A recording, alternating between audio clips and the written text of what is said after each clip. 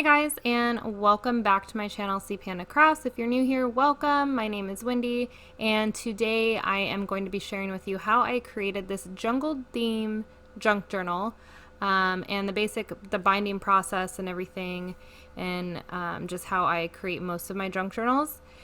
Using this process, and the whole inspiration behind this theme was animals, and me and my family actually got season passes to the San Diego Zoo, and we've already been a few times. So I just wanted to have a place to put all of those memories and pictures in from our visits and the little mementos that we pick up from the zoo and everything. Because this is a process video, it's going to be pretty long, so go ahead and grab your favorite beverage or snack, and if you're interested in seeing how I created this junk journal, then just keep watching. Just a little disclaimer before I get started, I am going to be gutting this book, so if you are sensitive to altering books in any way, then you might not want to do it this way. You can also use a cereal box or chipboard, that works fine as well, but in this video I'm going to be using a book. That's just because I like using books the most for my junk journals. But I'm showing you here is basically there's like a little area between where the book is basically like glued in, and so I was just twisting back and forth to kind of pop that out and expose it, and then I'm going to be taking my X-Acto knife and just running it along that little area where it's kind of hollow behind there, and then I am going to be ripping out the pages in one big chunk. And in the future, I can actually show you guys how I create a junk journal out of a cereal box or like a cracker box. I've done it a couple of times. The binding process is the same. It's just a few extra steps to basically get a good cover on your junk journal. And then I'm just going to do the exact same thing to the other side, and then once that is out, I'm just going to tear it all off in one big piece and then kind of clean up the edges a little bit with my X-Acto knife. If you don't have an X-Acto knife, scissors work just fine too. It's just you're going to have to work a little bit harder to get your scissors in there. So the next thing I did was just go ahead and start working on my cover, and I went through this paper pad from Martha Stewart. I will leave a link to this paper pad in the description box if you're interested in getting it. I believe I picked it up at Michael's, but if I can find it, I'll go ahead and leave the link in the description box. And then I just find this really cute image of the jaguar, and I knew I wanted him on my cover, so I just kind of cut him out and then glue him down where I want him. And then I decided I also wanted to paint my cover, so I just get out some of my acrylic paints that I think that would go well with the theme. So I knew I needed to cover up that spine, and the paint that I picked out wasn't going to cover it, so I actually ended up using some of my Waverly chalk paint in black, and I just gave it a generous coat around the jaguar and the whole book and along the edges, and then I just took my colored paint and I kind of dabbed it around with different sponges and everything. No really methodical way of doing that. I just kind of played around with it and see what I liked, and I ended up using a paper towel and kind of dabbing around, and I liked that effect more. So you just really got to play around with it and see what you like. I never really have a clear plan in my head. I kind of just go with it. I apologize about the lighting. I was actually starting this at night, and my daughter was watching a movie in the room at the time, which is why I'm doing the voiceover during this portion. But as you can see here, I'm just dabbing paint around and kind of playing with it, not being methodical at all, just being creative and having fun and flinging paint around and making a hot mess out of myself and the desk. But I love the effect of the paint splatters. I think it turned out really cute, and I love it. So after the paint was mostly dry, I decided why not add some glitter to this art explosion. So I just ended up using the super fine glitter from Recollections, and I thought the color was perfect, and I just mixed it with a generous amount of Mod Podge, and I just went over the entire cover with that Mod Podge glitter mixture, and I love the effect. I think it turned out so beautiful, and I'm really glad I decided to experiment with it. Once the Mod Podge was completely dry, I just flipped it over and covered the back in that black chalk paint and let it dry overnight. Okay, now that my cover and the inside has dried overnight, I am going to go ahead and start working on adding the string as a closure, and then the inside of the cover, and then I'll work on the binding with the signatures. So this part is completely optional. You don't have to add in a string or anything like that, or ribbon if you don't want to. I personally like to have them on all of my journals just because when you fill them up, they will just kind of stay open. So I'm going to glue it down with the sparkly side down, just because I want it to show on the outside. And normally I would use fabric glue for this, but they ran out, so I'm just gonna have to use the Tombow glue. And just gonna flip that over and really making sure to, because when we fold it, we don't want it to rip out. So kind of just fold it in like so.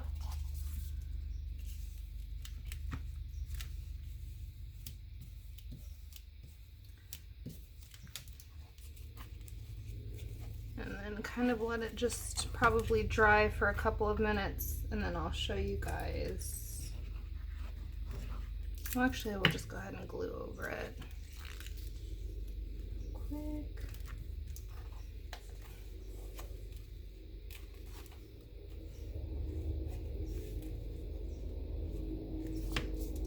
Okay, so now I'm going to put in the inside, and I just went ahead and sewed in some pockets on my sewing machine, and I actually just learned how to sew last night.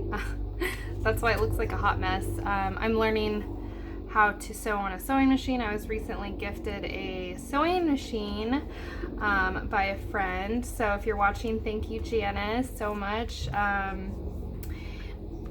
So yeah, I sewed in some pockets. So I'm gonna go ahead and just glue these down really well.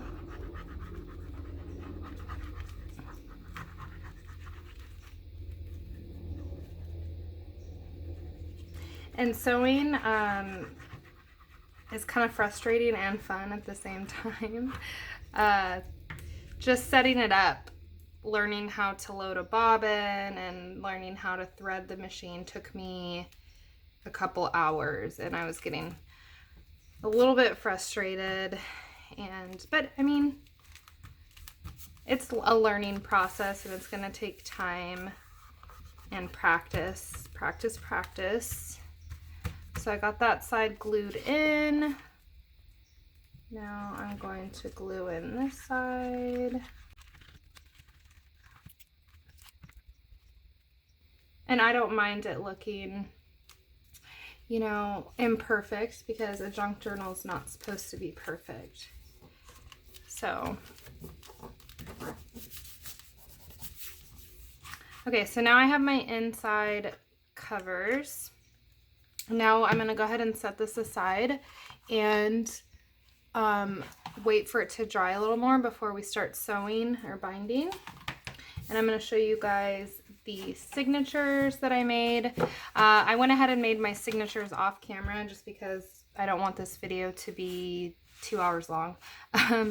but I will go ahead and show you really quick what's inside my signatures. So basically what a signature is, it's a group of papers that are sewn in or that are bound in to a book in one group, if that makes sense. So in each little signature, I think I have 6 or 7 pages. I think I have 6. 1, 2, 3, 4, 5. Yes, I have 6 pages. So in total, I will have 72 pages to journal on, if that makes sense. Because each paper gives me 4 sides to journal. So 1, 2, 3, and 4. So 6 times 3 is 24, so I get 24 out of each signature, and then 24 times 3 is 72. So yes, I'll get 72 pages out of this journal, if that makes sense. So really quickly, I have this paper pack that I used as the inspiration for the journal. I kind of went over that in the beginning. And so the beginning of each signature, I like to be the same size and kind of like the case for all of the other signature papers. So these papers are all, I believe, 6 by 9. So that when I bind them in, it matches up like this, and it doesn't look kind of funky. So real quick, I just have some like coffee dyed paper. I have some textured paper here that kind of reminds me of like alligator scales or snake scales. I have some more like old writing paper, some more journaling or scrapbooking paper, and some more coffee dyed paper. And so what I like to do is kind of center them all as much as possible, and then I will just go ahead and paper clip them in like this so that they stay together and they don't move around while I'm binding them into the journal. And then I can just go ahead and readjust later. But that is one signature, and I'll quickly go through the others. So this one has some vellum paper, some more scrapbooking paper, coffee dyed paper. I actually have a map of the zoo, the San Diego Zoo in here. Just some like yellow printer paper and another scrapbooking page.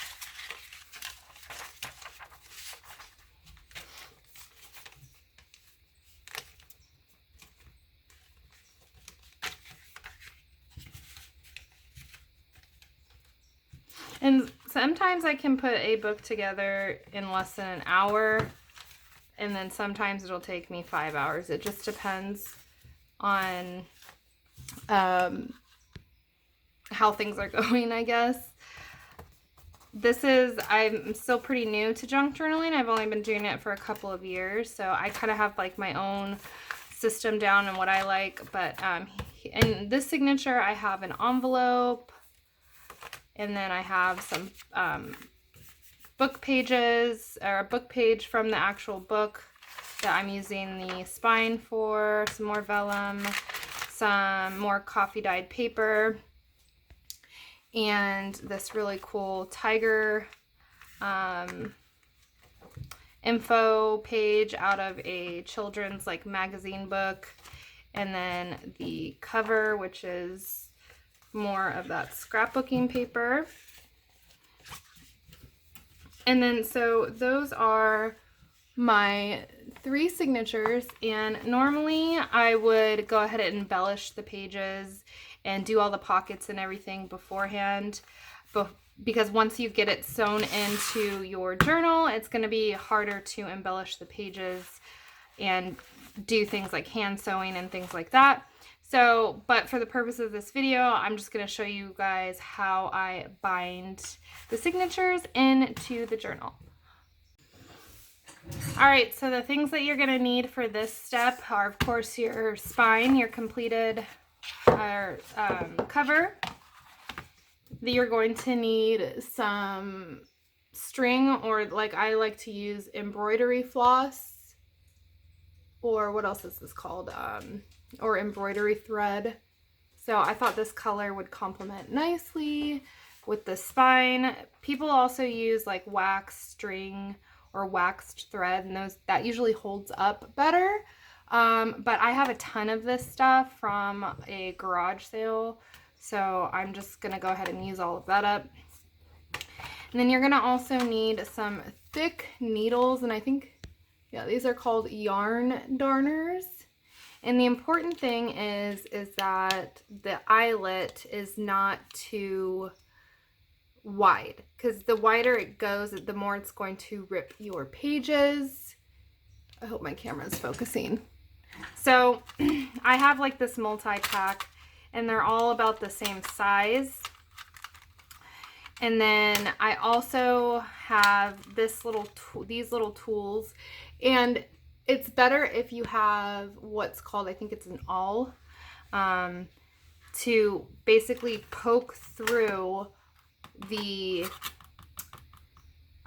spine, because it's thicker than the paper, so you need something to punch out the holes. I just use these, and they usually work fine, and I got these tools out of like a nail kit on Amazon. So you're gonna need that. And you're also going to need something to basically punch into. So if you have like a craft mat or something, I like to put a book underneath, like an old book. And as you can see, this one has like a ton of holes in it from doing that. And then you're going to need to cut a piece of paper the same size as your spine. So this is 6 by 9, and I actually have it cut to where I'm not going to be using like this top part. I kind of have like a little edge around it, but it's really important that you label one side as the top, and you'll see why later.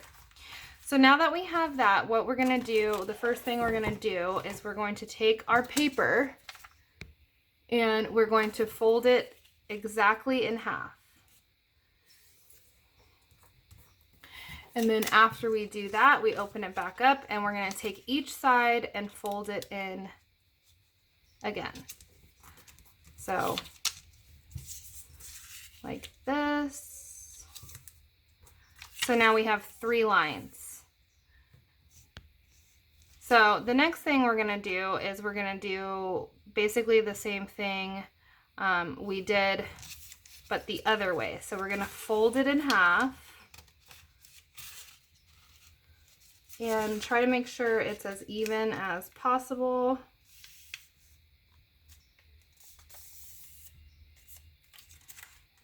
And then we're going to fold each side into that center line.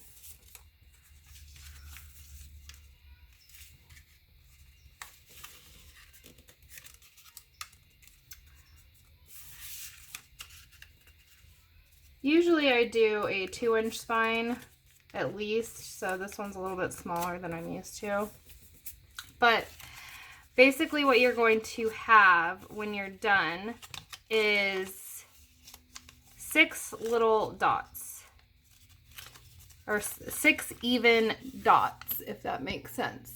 So as you can see right here, where each line meets, that's where your signatures are going to be sewn in. So each spot, I'm just going to draw a little X or a dot, and that is going to be where I sew in my signatures. And they are all evenly spaced, and I don't really have to worry about them being crooked or anything like that. So that is what it's going to look like. All right, so the next step is I'm going to go ahead and take my cover, and then I'm just gonna grab some washi to kind of hold it down. That way it doesn't move on me.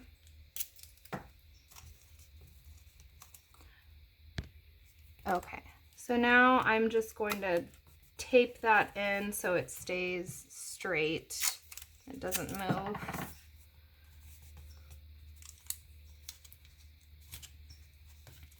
Okay, so next I'm going to take my little pokey tool. So I'm going to try to find the smallest one. And I'm just going to go in to each X. I hope you guys can see that. Okay. And then I'm just going to push down pretty hard. Try not to break my tool, which I did. And this is why an awl is so much better, because it's just better built, because you can see my like little tools falling apart, but it's fine. And then, so you're just gonna make sure you go all the way through. And this one's gonna be a little bit harder because we're going right through that ribbon. So you really wanna make sure that it goes through. And we'll be able to tell in a minute when we take it off.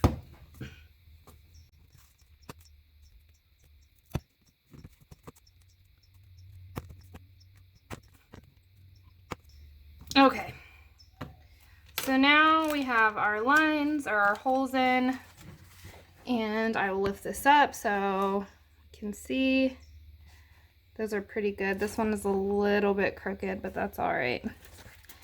And you can see it goes through both sides. All right, so the next thing we're gonna do is the same thing that we did to the spine. And so we're just gonna find the top and line it up with your paper as best as you can to the center. And then using that tool, again, you're just gonna push down straight through, trying to go through all of the papers.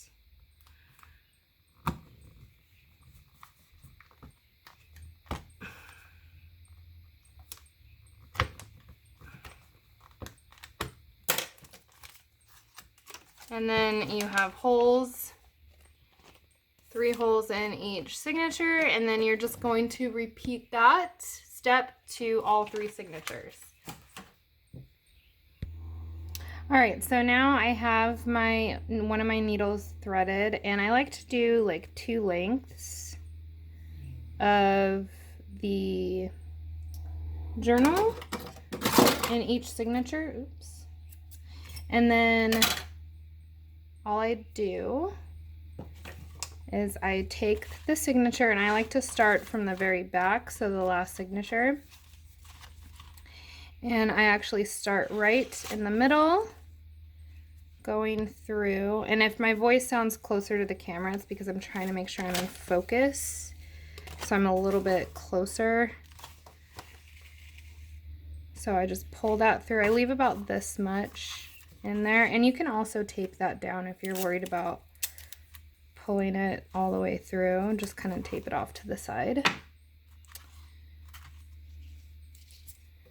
So I went through my pages. Now I'm going to find the center, which is right here, and I'm going to go through.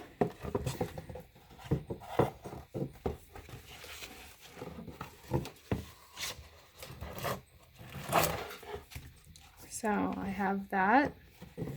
Now I'm going to go through the top.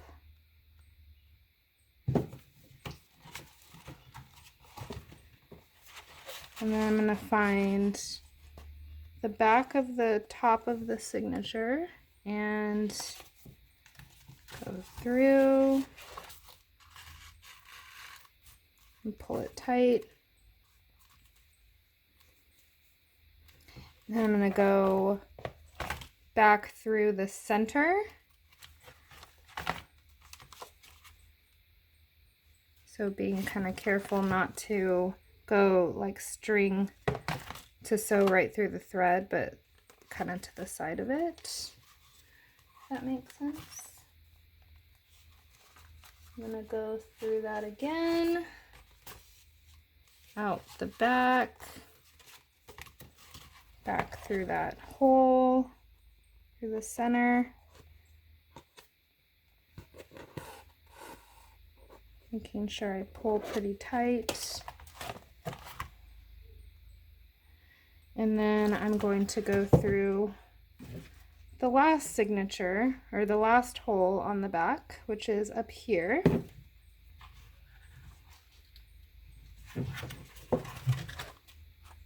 And there's different ways of binding. Some people can like do really cool like designs like X's and stuff. I haven't learned how to do that yet, but it's definitely on my list of things to learn.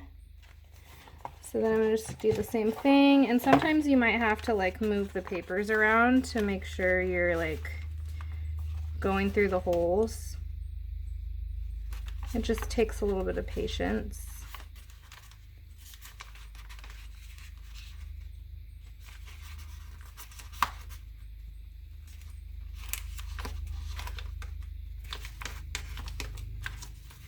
Okay, so I pull as tight as I can to where it's all nice, and this one actually got kind of, okay.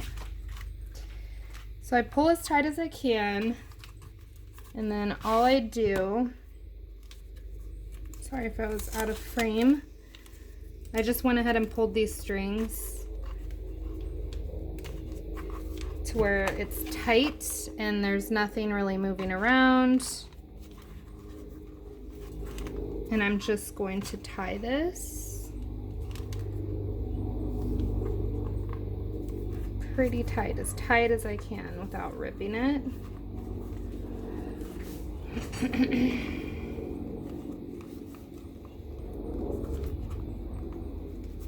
And this is probably the hardest thing for me, is tying this, because you want to get a good knot, and I've always sucked at tying knots. I don't know why.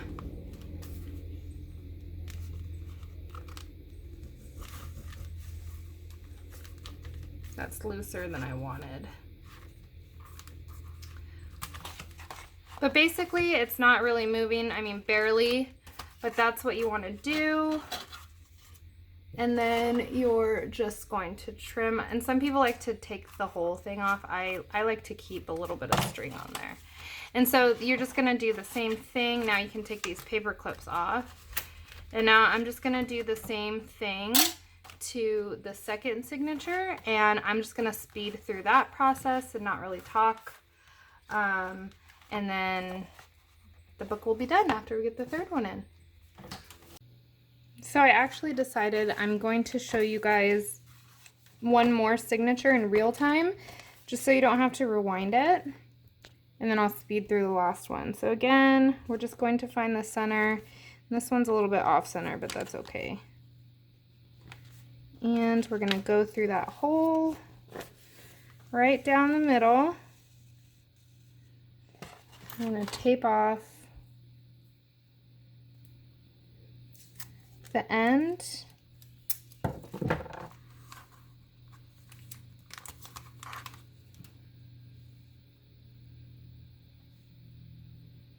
And you can either go through the top or the bottom next. It really doesn't matter after we go through the center. So we're gonna find the center of this one, which I think is right there. So we're going through the middle.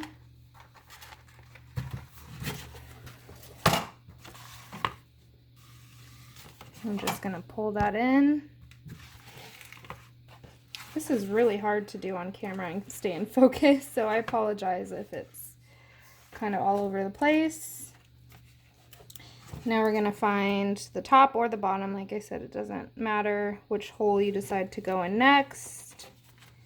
And then we're gonna find the center.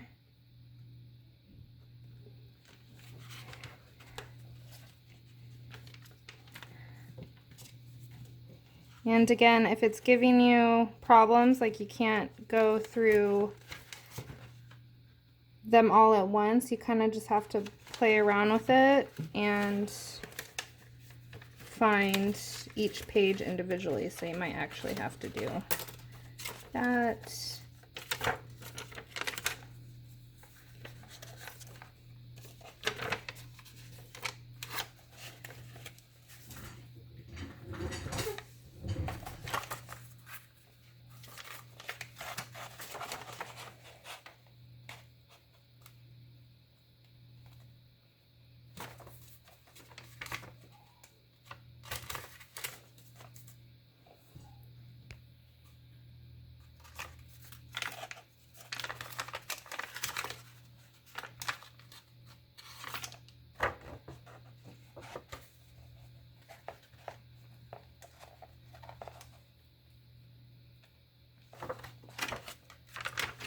Okay, and you're gonna pull that, oops, hit the camera, and pull that all the way through, pull it tight, and you're gonna go back through the center again.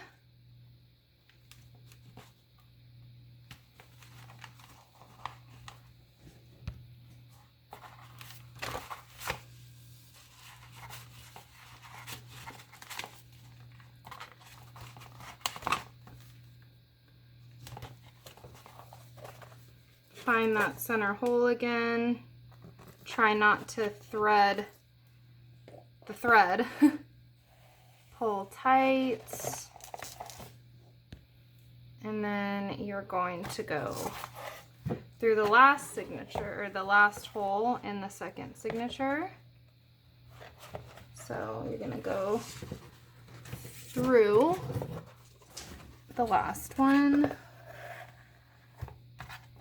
Pull it up.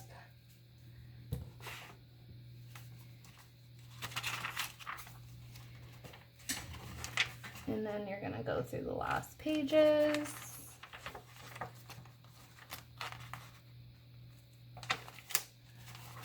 Just like that. Making sure you pull tight. And I definitely did more than 2 lengths of the book that time. I did like 3, it looks like. But that's okay. You'd rather have more string than not enough. So you just want to make sure it's as tight as possible. And then again, you're just going to tie it off.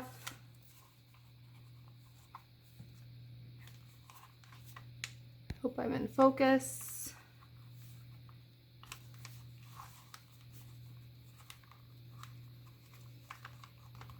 Try to tie it as tight as possible. That's the hardest part for me.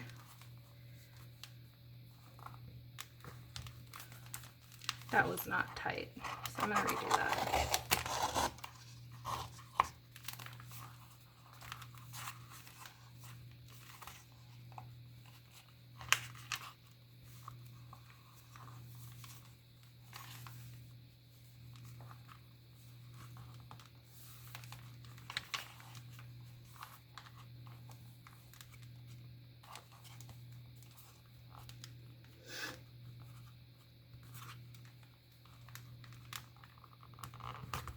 Okay, that's a lot better. Trim off the excess, and now you have your second signature. And now I'm just gonna go ahead and do the last one.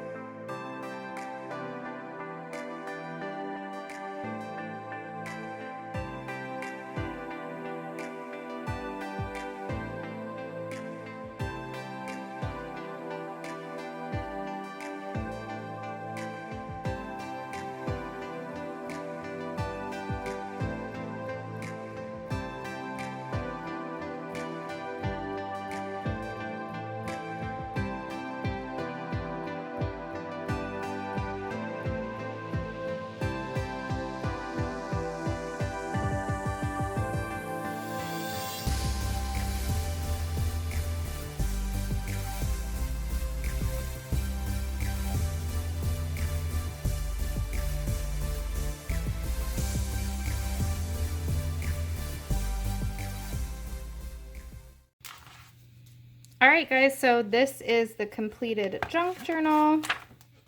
All of our signatures are sewn in. As you can see, 1, 2, 3, and it will obviously expand when you put like pictures and memories and things like that in here, but everything is all nice and sewn in. It's tight. It's not sliding around. So that's pretty much it, you guys. This is a very basic junk journal. I've also done junk journals out of things like cereal boxes and cracker boxes and things like that. The possibilities are really endless with junk journaling. You can pretty much do it out of anything. I prefer to use books, to gut a book and then use that as my junk journal base, just because I think it holds up better and it'll last longer. And this is my first time actually painting my cover, which I really wanted to do, so I'm glad I got that on video. I really like how it turned out with like the glitter and the Mod Podge and the colors I chose and everything. I thought it looks so cute for my summer memories. And so yeah, I'm really happy with how this turned out. I hope you guys enjoyed this video. If you did, please don't forget to give it a thumbs up. It would help me out so much. And yeah, if you haven't subscribed to my channel, I would hope you would consider doing so. And until next time, I hope you guys have a great week and a great weekend. Bye.